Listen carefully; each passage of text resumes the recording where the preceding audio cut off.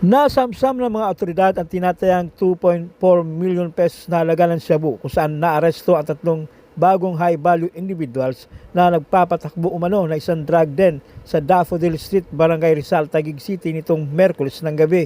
Dakong alas 11:25 ng gabi nang arestuin ng mga operatiba ng Southern Police District Drug Enforcement Unit sa panguna ni Police Major Silvio Tomas Jr. sa pakikipagtulungan ng District Intelligence Division at Taguig Substation 10 ang mga suspect na sina alias Roma, 48 anyos na isang habal-habal driver, alias Jeffrey, 48 anyos at alias Marlon, 33 anyos, parehong construction worker at residente sa nasabing barangay. Ayon sa ulat, ang tatlo ay sangkot sa lokal na pagpapakalat ng shabu sa nasabing lugar at matapos makabili ng pusher buyer kay alias Roma sa palitan ng droga at pera. Bukod kay Roma ay naroon din sina Jeffrey at Marlon na pawang responsable sa mga nakalap na ebidensya na kinabibilangan ng kabuang 355.25 grams ng hininalang shabu na nagkakalaga ng 2,425,700 pesos.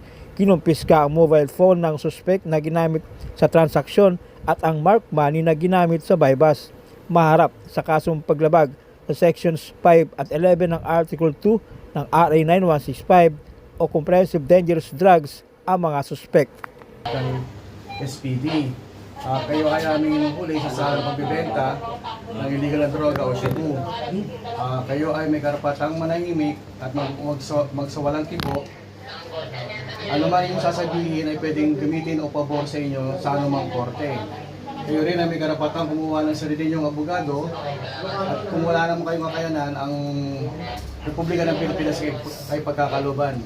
Kayo din ay may karapatang kumuha ng sarili niyong doktor na magsusuri sa inyo at meron tayong district hospital para sa inyong medical.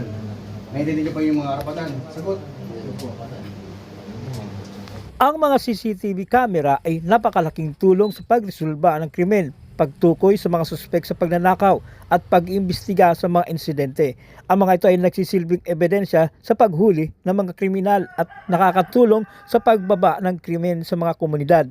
Bukod dito, ginagamit na rin ang AI-powered CCTV para sa mga monitoring ng mga lugar. Sa Barangay Rizal, Taguig City, inaresto ng mga membro ng Barangay Security Force ang dalawang lalaking ito matapos maaktuhan umanong pinutol ang linya ng 3 unit ng closed circuit television o CCTV na pag-aari ng barangay. Agad na ipinagbigay alam ng mga tanod sa mga otoridad ang pangyayari.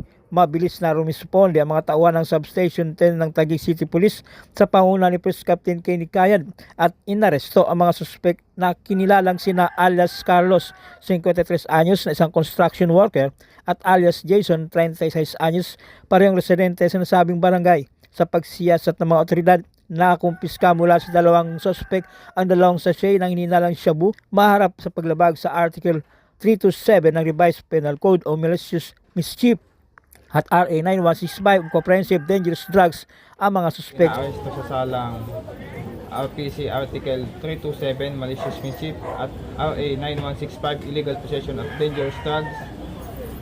Kayo ay may karapatang manahimik. Anumang sabihin mo ay maaaring gamitin laban sa inyo at sa lahat ng korte ng Pilipinas. May karapatang kang pumili ng sarili mong abogado, may kakayahan, malaya. Kung di mo kayang bayaran ng serbisyo ng isang abogado, maglalaan ng gobyerno para sa inyo. May karapatang kang pumili ng doktor na may mahusay at malaya magsagawa ng eksaminasyon pisikal. Kung hindi nyo kayang bayaran ng serbisyo ng doktor ay ang gobyerno maglalaan ng para sa inyo. Naiintindihan nyo ba ang inyong karapatan? Sir. Ano yan sir nakapon na kinakat nila yung CCTV, yung 3 CCTV. Yung po sir. Tapos, yun po, sila po yung naka-apprehend nung dalawa. So si Satellite 05. tapos nakuha niya ng may droga. Nung kinapkapan po nung ating kapulisan, nakuha na sila ng droga. Itinanggi ng mga suspek na may nakuhang droga mula sa kanila. Wala naman po nakuha sa aming drugs. Namutol lang po talaga kami ng CCTV. Pero lahat ng drugs na nakuha sa amin. Tapos yung nag-inventory po kami, may lumabas na drugs na. Paano naman po kami yan? Pero, namin po namin, umutol po kami. Bakit sinira? Pautos lang po sa amin ng mga taga-ron. Ha? Utos lang po ng taga-ron. Office ng Tagaroon? Opo. Ngayon, syempre, kami, kailangan po namin, dahil ako po, nagagamot pa po sa nabaril po ako. Kaya po kailangan ko. Syempre, sinunod ko na po kasi bibigyan daw po ako pambiling gamot. Kaya pinutol ko po. Kasama ko po siya.